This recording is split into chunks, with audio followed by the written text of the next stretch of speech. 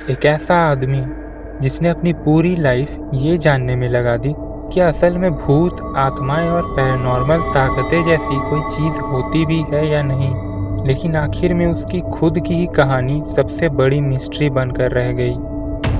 दोस्तों, हम बात कर रहे हैं गौरव तिवारी की, जिन्होंने इंडिया में पैरानॉर्मल इन्वेस्टिगेशन को एक नई पहचान दी।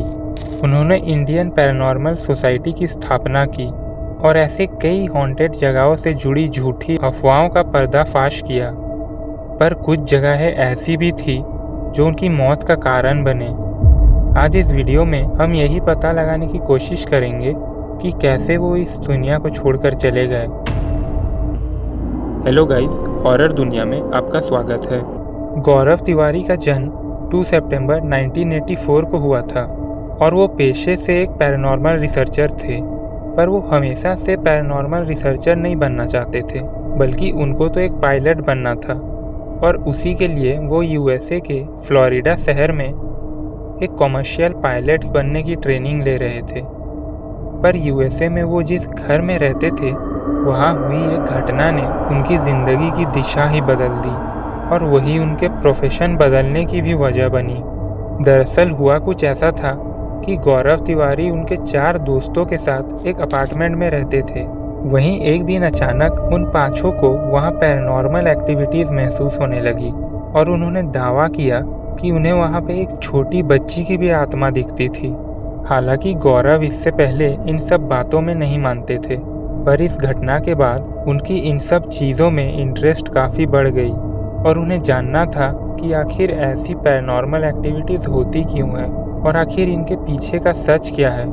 उस इंसिडेंट के बाद ही उन्होंने इस फील्ड पर कदम रखा और उन्होंने 6000 से भी ज़्यादा पैरानॉर्मल लोकेशंस को इन्वेस्टिगेट किया। उन्होंने साल 2012 में इंडिया के मोस्ट हॉन्टेड प्लेस राजस्थान के भांगड़ फोर्ट को भी इन्वेस्टिगेट किया। हालांकि उनकी इन्वेस्टिगेशन में ऐसा कोई ठोस सबूत नहीं मिला जो कि ये साबित कर सके कि भांगड़ फोर्ट वाकई में हॉन्टेड है। लेकिन इसके बावजूद उन्होंने कभी भी खुलकर ये नहीं कहा कि भांगड़ फोर्ट हॉन्टेड नहीं है। और इतना ही नहीं, वो काफ़ी सारे फेमस टीवी शोज़ में भी काम कर चुके हैं, जैसे कि fair file, haunted weekends, MTV girls night out और भी कई सारे शोज़। गौरव तिवारी अंधविश्वास पर बिल्कुल भी भरोसा नहीं करते थे। वो हर पैरानॉर्मल केस को एक साइंटिफिक और लॉजिकल अप्रोच से इन्वेस्टिगेट करते थे। उनका मानना था कि किसी भी घटना को तब तक सुपरनैचुरल नहीं माना जा सकता जब तक उसके पीछे कोई नेचुरल या साइंटिफिक रीज़न ना निकल जाए। इसी वजह से वो हर इन्वेस्टिगेशन को एविडेंस, ऑब्जर्वेशन और प्रॉपर एनालिसिस के बेसिस पर ही कंडक्ट करते थे। उनका ये मानना था कि साइंस और भूतों के विषय को एक साथ समझा जा सकता है। उनका एक पॉपुलर डायलॉग भी था, नॉलेज कैंसल्स फेयर।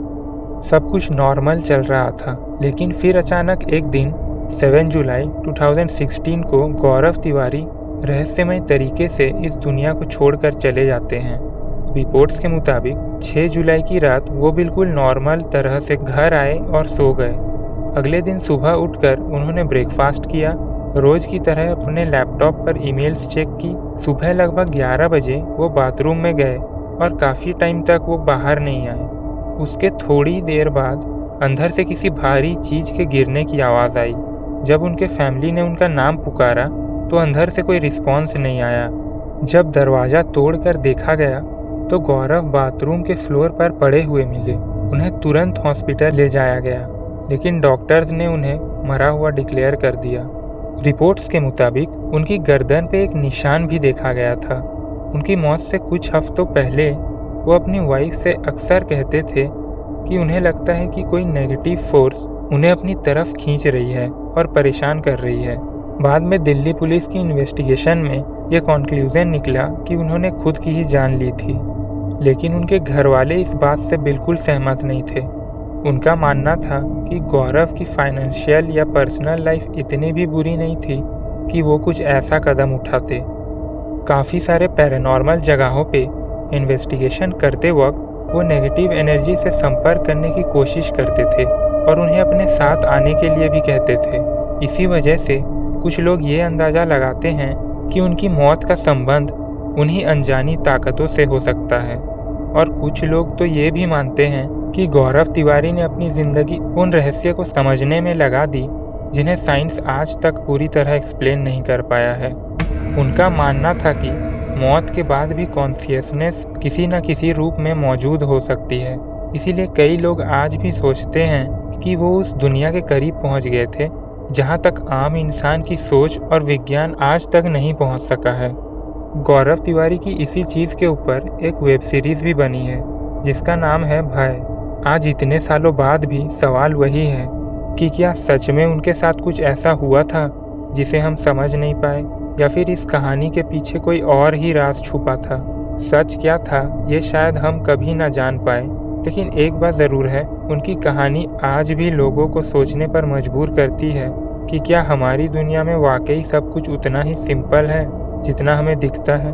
गौरव तिवारी जैसे नेगेटिव एनर्जी से संपर्क करते थे, वैसे ही कुछ रियल लाइफ गेम्स हैं। लोगों ने दावा किया है कि इन गेम्स को खेलकर आप भी आत्माओं से संपर्क कर सकते हो, पर मैं कहूँगा कि इन गेम्स को कभी भी ट्राई मत करना।